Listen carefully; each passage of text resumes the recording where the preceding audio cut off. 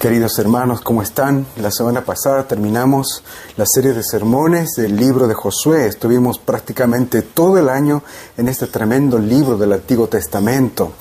Y recordemos cómo termina Josué. Termina con un llamado poderoso a no olvidar. Josué convocó a todo el pueblo y le ordenó, Dios por medio de Josué ordenó a todo el pueblo a que recordaran siempre su gracia. ¿Cómo? A través de la historia, de sus actos a través de la historia. Y esta semana pasada recién tuvimos el feriado que recuerda precisamente un evento tremendo en la historia de la Iglesia.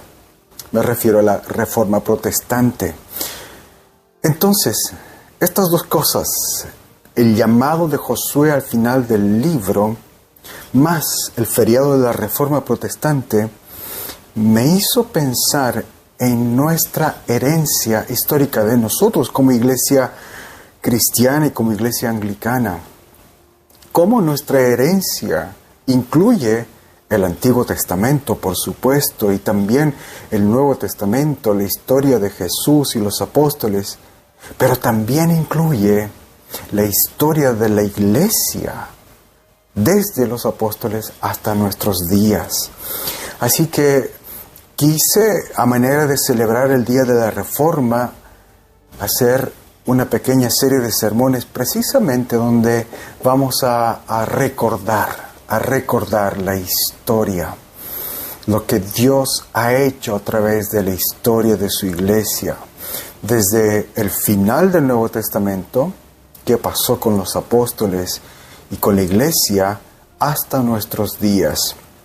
Voy a tratar de hacerlo resumido, va a ser un paseo súper resumido. Voy a tratar de simplificar muchos siglos, así que oren por mí y espero que sea una buena forma de recordar la gracia de Dios para nosotros como iglesia. Y antes de continuar, oremos. Señor poderoso, toma mis labios y habla por medio de ellos. Toma nuestras mentes y ayúdanos a pensar en tus pensamientos. Toma nuestros corazones y enciéndelos con tu amor mediante tu Hijo Jesucristo, el Señor. Amén. Hoy día vamos a abarcar desde el periodo de los apóstoles hasta la Edad Media. Y quiero que volvamos atrás en el tiempo, a los días en que nuestro Señor Jesucristo resucitó. Él se apareció a sus discípulos y les dijo estas palabras que están aquí al frente. Así está escrito y así era necesario que el Cristo padeciera y resucitara de los muertos al tercer día, y que en su nombre se predicara el arrepentimiento y el perdón de los pecados en todas las naciones, comenzando desde Jerusalén. De esto ustedes son testigos. Y el mismo Lucas, que escribió este registro, amplía la información de este mandato en el libro de Hechos. Ahí dice que cuando Jesús ascendió al cielo, Él nuevamente reunió a los discípulos y les dio una promesa y un mandamiento.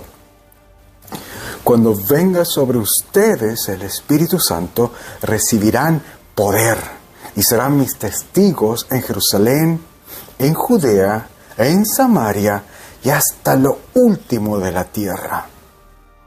Serán mis testigos, es el mandato, hasta lo último de la tierra. Es la promesa.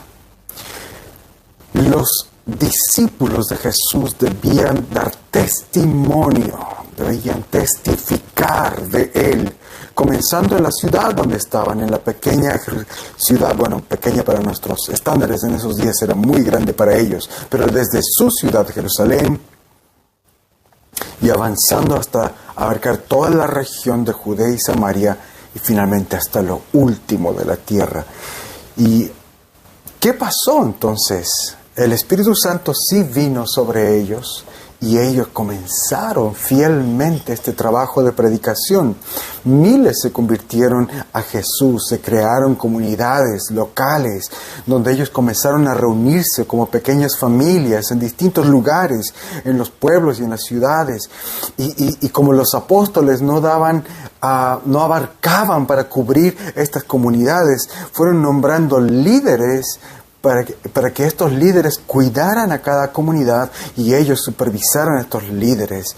Y así empezó a crecer de una forma casi explosiva la iglesia, la comunidad de creyentes, por medio de la oración y la predicación. Pero no todo fue color de rosas.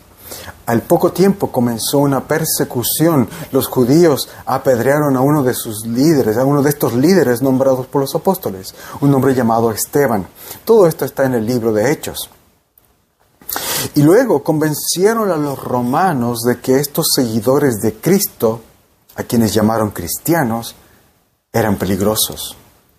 Y como el número de estos cristianos crecía por todas partes como una pólvora encendida, los romanos decidieron tomar cartas en el asunto. Y así comenzó la gran persecución del primer siglo. Miles de creyentes fueron encarcelados y muchos murieron y sufrieron. Hay evidencia histórica de que casi todos los apóstoles murieron como mártires. Y vamos a hacer un repaso rápido de qué fue el destino, cómo fue para cada uno de estos apóstoles. Partiendo con Pedro y su hermano Andrés. Sabemos por registros históricos, por la tradición histórica, que Pedro fue crucificado junto con su esposa en Roma. Y su hermano Andrés también fue crucificado, solo que él en Grecia. Ambos hermanos murieron como su Señor. Jacobo, el hermano mayor del apóstol Juan, fue arrestado por Herodes y matado por espada, dice Hechos 12. Probablemente eso quiera indicar una decapitación. Y entre paréntesis, la muerte de Jacobo es la única muerte de los apóstoles registrada en las Escrituras. Todos los demás datos los tenemos por medio de la tradición histórica. Entonces, Jacobo fue asesinado bajo el mandato de Herodes.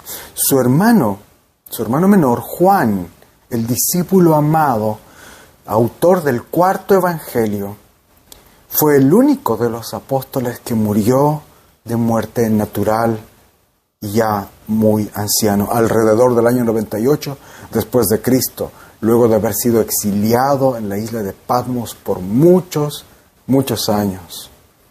Felipe fue apedreado en Hierápolis, en Frigia, Asia Menor, que hoy día es Turquía, aunque otras tradiciones dicen que fue crucificado como Pedro.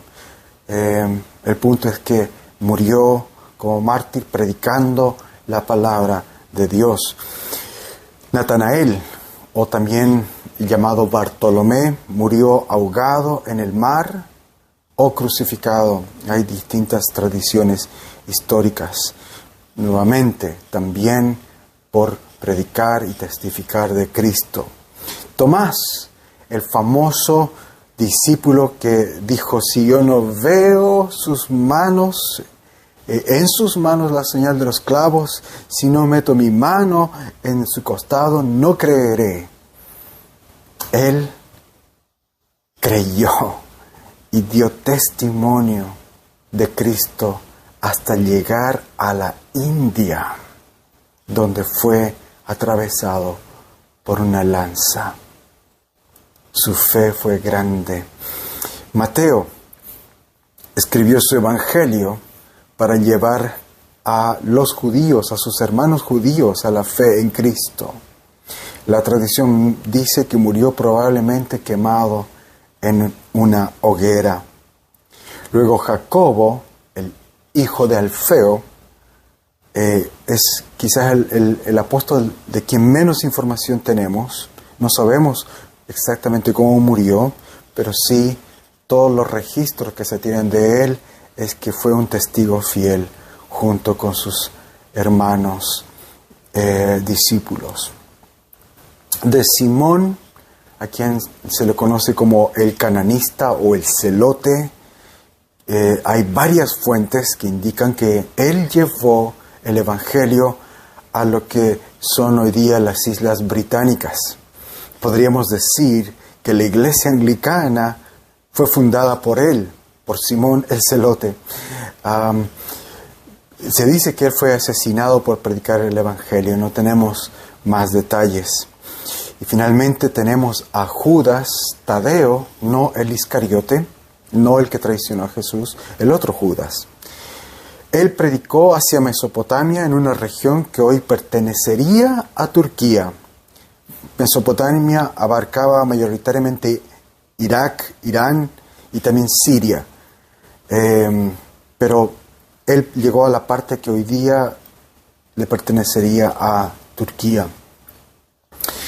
Judas Tadeo murió golpeado, fue golpeado hasta morir por predicar el evangelio. Entonces la historia nos está diciendo que todos los apóstoles fueron hombres fieles que dieron literalmente su vida por predicar a Jesús resucitado. El Señor les había dicho: ustedes serán mis testigos, y lo fueron testigos.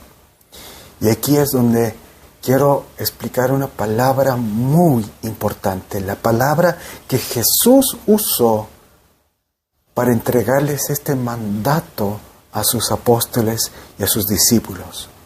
Él les dijo: ustedes serán mis testigos.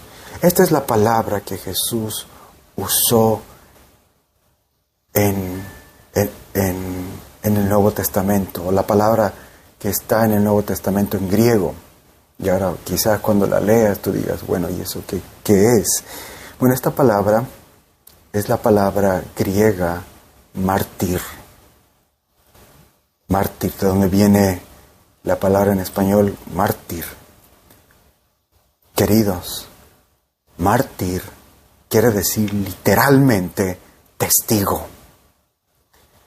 Alguien que da testimonio, alguien que es fiel en lo que cree. Jesús dijo que sus seguidores serían sus mártires, sus testigos. Por eso es que hoy día se utiliza esa palabra más para hablar de alguien que da su vida y que muere. Pero ojo, mártir no quiere decir alguien que muere. Mártir quiere decir testigo. Y mártir somos todos nosotros. Todos hemos sido llamados, todos hemos sido comisionados, ordenados por nuestro Señor a ser sus testigos, a ser sus mártires. ¿Lo serás tú? ¿Lo seré yo? ¿Seremos nosotros testigos fieles de Jesús?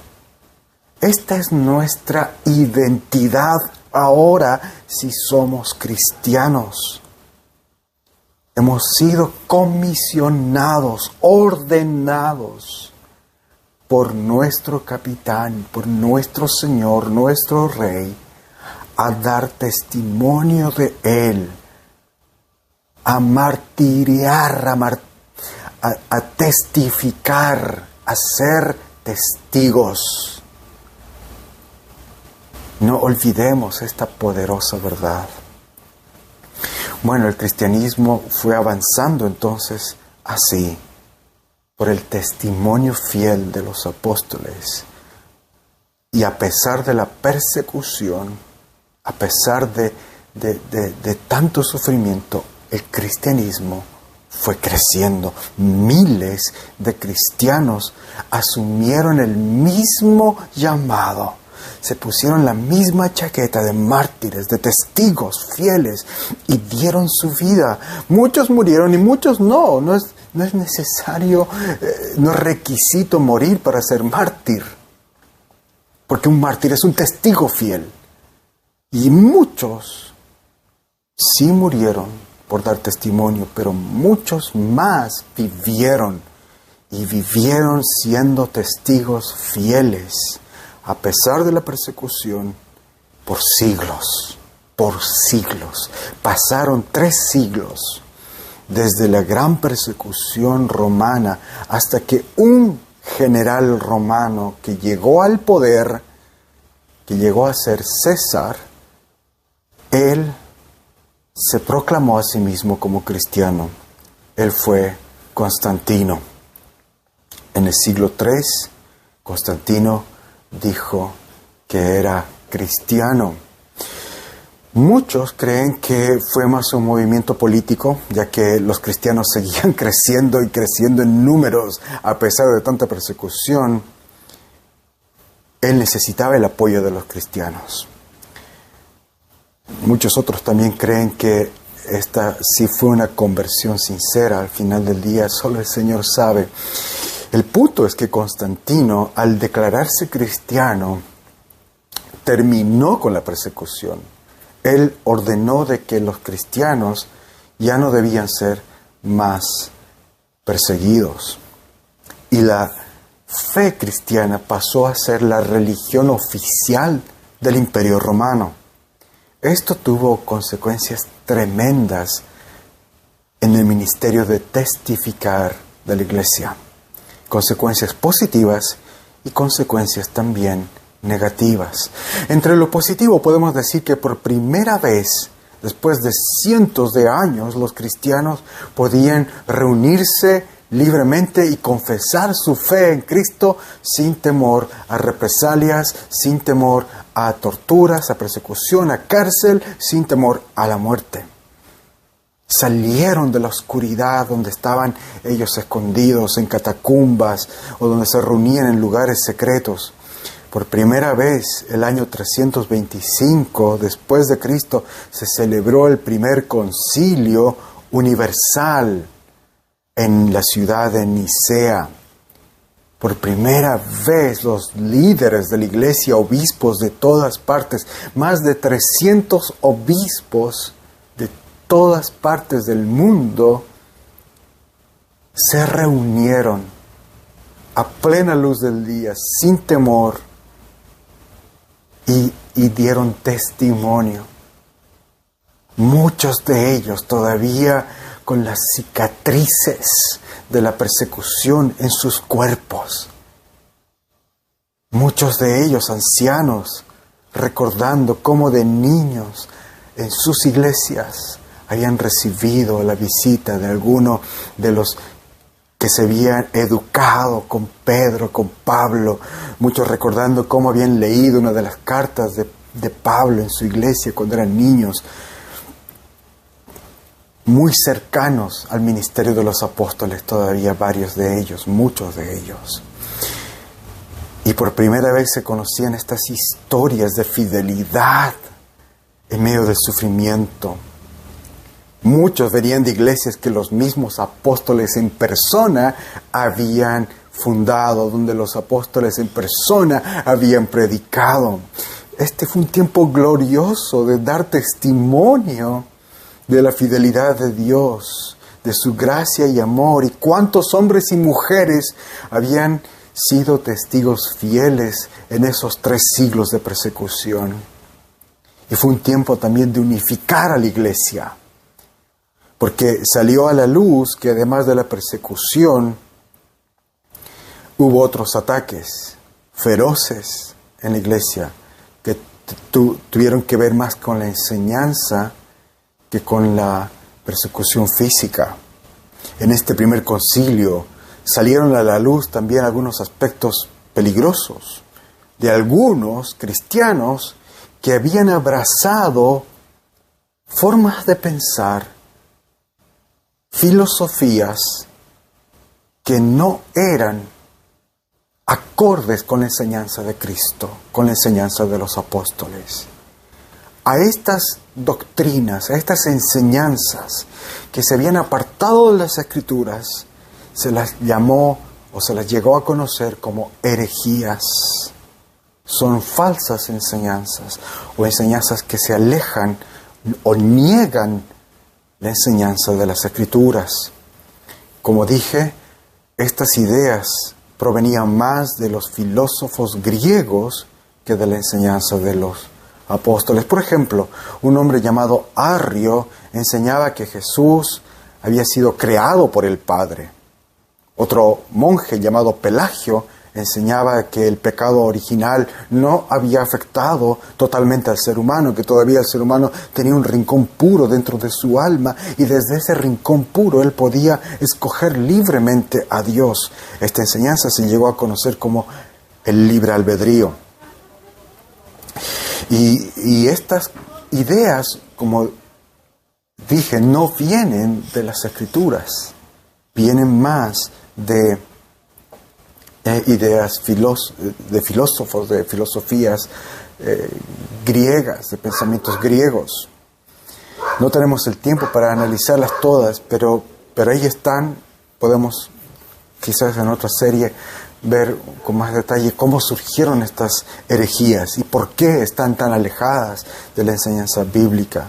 El punto es que hubo un gran debate entre qué es lo que realmente dice la Biblia, cuál fue la enseñanza de Jesús, cuál fue la enseñanza de los apóstoles y qué vamos a creer. Si de verdad hay evidencia suficiente en el Antiguo Testamento y en la enseñanza de Jesús para llegar a estas conclusiones. Entonces se levantaron varios héroes de la fe, hombres como Agustín de Hipona, quien vivió en esos siglos, en esos años. Agustín y otros como él combatieron estas ideas filosóficas desde las Escrituras. Ellos dijeron nuestro pensamiento, nuestra filosofía, nuestra forma de pensar y creer, nuestro entendimiento debe provenir de las Escrituras, no de las Escrituras y otra cosa más. Y así la Iglesia tuvo un nuevo resurgimiento en la doctrina, en la enseñanza. Pero ¿cuáles fueron las consecuencias negativas? No vino de una forma directa la consecuencia negativa de que ya no es perseguida la Iglesia, de que ahora hay libertad, es la religión oficial. No fue tan malo al principio, pero lo que sí fue muy, muy peligroso fue que se estableció una religión organizada. Esto en sí mismo no es malo, porque se organizó muchas cosas, se unificaron muchos temas, pero el peligro vino cuando entró política en la vida de la Iglesia. El poder en los líderes, el hambre, más que el poder, el hambre por el poder, el deseo de poder en los líderes. Por ejemplo, ¿cómo se dio esto? Hasta ese día, hasta ese momento en que la Iglesia había sido perseguida, la Iglesia tenía el liderazgo a cargo de los obispos que supervisaban distintos lugares, distintas regiones. Pero como Roma era la capital del imperio, la ciudad más grande del mundo, automáticamente, casi instintivamente, por la psicología del ser humano y por la política y la realidad histórica, se le dio más realce, más importancia al obispo de Roma. Porque Roma era la capital del imperio, la ciudad más grande, más rica, y el líder espiritual de Roma adquirió una importancia y una relevancia más grande que la de sus hermanos. Esto no se dio de golpe, se dio poco a poco y produjo tremendas consecuencias. En el año 455, casi un siglo después, el obispo de Roma, León el Grande, fue proclamado como el Papa como el padre, el sucesor de San Pedro, el obispo más importante. Así nació el papado, donde se le dio a uno de los obispos más autoridad, más jerarquía y más poder. Además, estas ideas que venían en forma de herejía no fueron totalmente erradicadas. Muchos líderes de las iglesias todavía seguían aferrándose a estas ideas, y eso originó que en el siglo VII se estableciera una nueva doctrina, porque las filosofías enseñaban que lo físico, lo material era malo, mientras que lo espiritual era lo bueno, lo puro. Por lo tanto, ese pensamiento fue creciendo tan fuertemente en la iglesia que para el siglo VII dijeron: no puede ser que aquellos que sirven a Dios puedan tener relaciones carnales con mujeres. Por lo tanto, se les prohíbe el matrimonio. Y a partir de ese entonces se prohibió a los pastores y a los obispos casarse. ¿Por qué? Por esta idea filosófica, no bíblica, de que no puede haber contacto entre alguien que sirve a Dios, que está en el trabajo espiritual, no puede tener relaciones carnales. Así que se ordenó que los sacerdotes no se casen más, y los que estaban casados en esas fechas tuvieron que dejar de ser sacerdotes o divorciarse. Y así, a finales del siglo VII, también llegó otra doctrina que se la conoce como la veneración de imágenes y santos. Esto iba a generar mucha superstición con el paso de los años. Otra enseñanza que nació en esos tiempos fue la doctrina de que el pan y el vino en la Santa Cena se convierten literalmente en el cuerpo y la sangre de Cristo, la doctrina de la transubstanciación.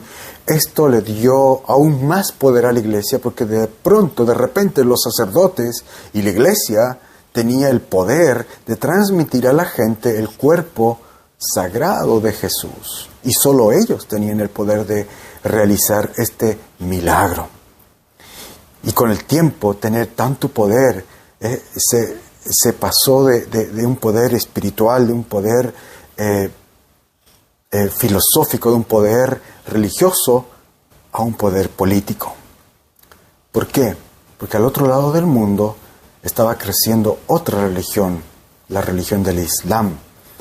Muchos países árabes la abrazaron. Entonces la iglesia, al ver que los musulmanes tomaron Jerusalén, la ciudad santa, tuvieron la excusa perfecta para levantar su ejército y marchar a una guerra santa. Así nacieron las cruzadas en el siglo X. Y también, casi al mismo tiempo, nació una de las doctrinas más perniciosas de la historia de la iglesia, la doctrina de las indulgencias. La iglesia dijo que Dios iba a otorgar un perdón a todos los que se unieran a las cruzadas, un pase libre para ganar el cielo. Los que sufrían marchando hacia Jerusalén o muriendo en la guerra contra los musulmanes estaban perdonados automáticamente y ganaban el cielo por sus obras. Y también los papas les dieron a todos los que se enlistaban en las cruzadas un indulto papal, un perdón de todos sus pecados, pasados, presentes y futuros. Todo pecado que tú fueras a cometer en la guerra, toda atrocidad, matanza, violación, estaba perdonado por adelantado, porque estabas yendo a una guerra en nombre de Dios. Tremendo, tremendo, ¿no es cierto? Hubieron 9 cruzadas entre los siglos 10, 11, 12 y 13. Ninguna de ellas logró retomar Jerusalén. Las perdieron todas. Pero estas cruzadas dejaron un impacto enorme en la iglesia, porque ahora los papas tenían un ejército propio. Nacieron así las órdenes militares. Entonces pasamos en 13 siglos, 13 siglos. La iglesia pasó de ser una comunidad de hombres y mujeres que se reunían en casas, en lugares simples para orar, para cantar, para tener compañerismo y sobre todo para escuchar la palabra de Jesucristo, pasaron a convertirse en un imperio tan grande, con un emperador en el trono, a quien llamaron Papa, con su ejército propio y con planes de conquista. Su poder político y militar en estos años alcanzó un pic sin precedentes. Más que un líder espiritual, el Papa llegó a ser un emperador. La Iglesia cayó de bruces en el misticismo y la superstición, porque para mantener ese poder, los papas fueron decretando estas enseñanzas, estas doctrinas de adoración a imágenes, reliquias, pedazos de madera que decían que venía de la cruz, o huesos de los santos, los dientes de Juan el Bautista, o la leche de la Virgen María. Esto no estoy diciéndome la burla, es verdad. Ellos tenían estos objetos y promovían que la gente los adore, y de paso les cobraban para ir a adorar esos objetos. Nació esta superstición y también nació la Inquisición. Y así llegamos a los siglos XIV y XV, donde la Iglesia se había convertido en una institución política, militar y supersticiosa. Para mantener su poder y su influencia, dieron énfasis a estas doctrinas que esclavizaron a la gente con supersticiones. Porque si tú no ibas en una peregrinación santa, si tú no adorabas estas imágenes, estos ídolos, si tú no hacías obras en favor de la iglesia, si tú no confesabas tus pecados, si no pagabas tus indulgencias, podías irte al infierno. Y así la iglesia esclavizaba a la gente. Los papas tenían el poder para perdonar los pecados, para entregar el cuerpo y la sangre de Jesús al pueblo, o negárselo al pueblo. La gente buscaba salvación en estas cosas, porque les habían enseñado que la forma de entrar al cielo, de salvar tu alma eterna, era por medio de la veneración de las reliquias, por medio de la veneración de las imágenes, por medio de la confesión, por medio de pagar las indulgencias, o yendo a una guerra santa.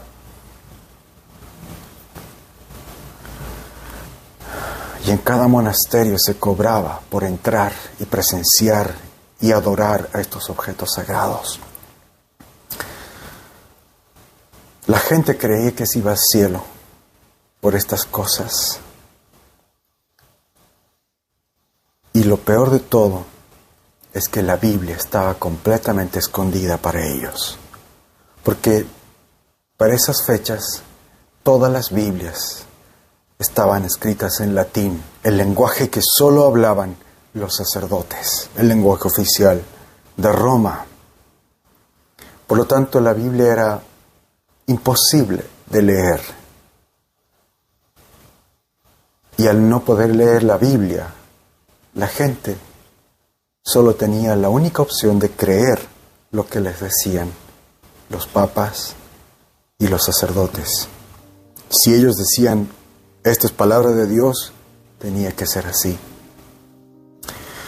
Pero dentro de todo este desastre, el Señor estaba cumpliendo sus promesas y sus planes. Recordemos lo que dijo Josué: Dios es fiel. Él siempre levantará siervos suyos que serán fieles testigos de Cristo Y Él lo hizo.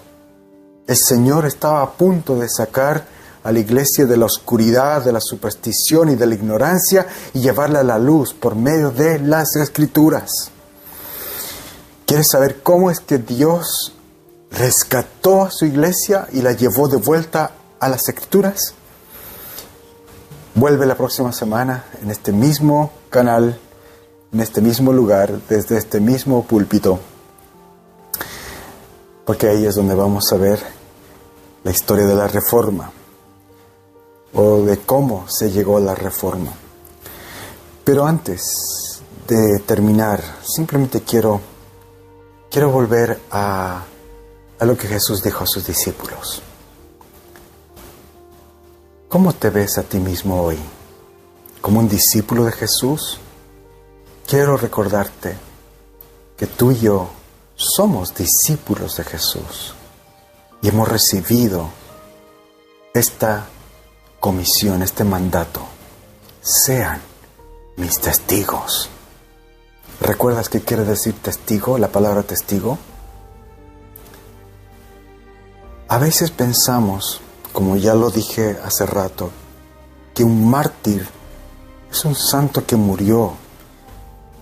Y no queremos ser mártires, porque ¿quién quiere morir de una forma tan dolorosa como muchos de estos hombres murieron? Pero hemos entendido mal el concepto. Jesús dijo, ustedes serán mis mártires, serán mis testigos. Queridos hermanos, sí estamos llamados a morir al pecado, a morir a esta vida, a renunciar a muchas cosas, pero por algo mejor, por algo mejor. Toda nuestra vida debe estar enfocada en Cristo. Él es mejor. No es que los apóstoles y los cristianos fueron a la muerte porque eran masoquistas o querían morir. Ellos fueron a la muerte porque encontraron algo mejor que no estaban dispuestos a perder, no estaban dispuestos a renunciar. Y tú y yo estamos llamados a ser testigos fieles de Jesús. Eso no quiere decir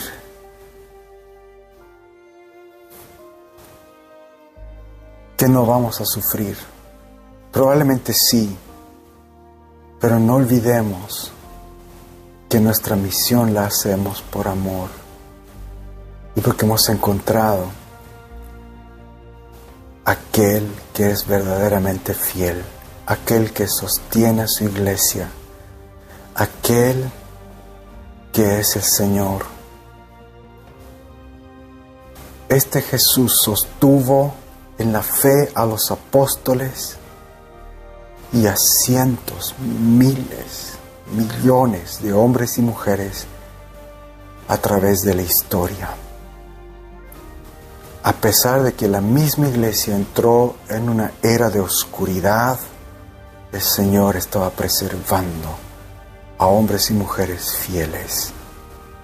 Y hoy día, tú y yo estamos en una etapa también de oscuridad, también de dolor, donde probablemente vendrá también algún tipo de persecución para ti y para mí.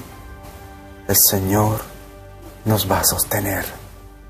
El Señor nos llama a ser sus testigos fieles. Seamos testigos fieles de Cristo. Amén. Oremos.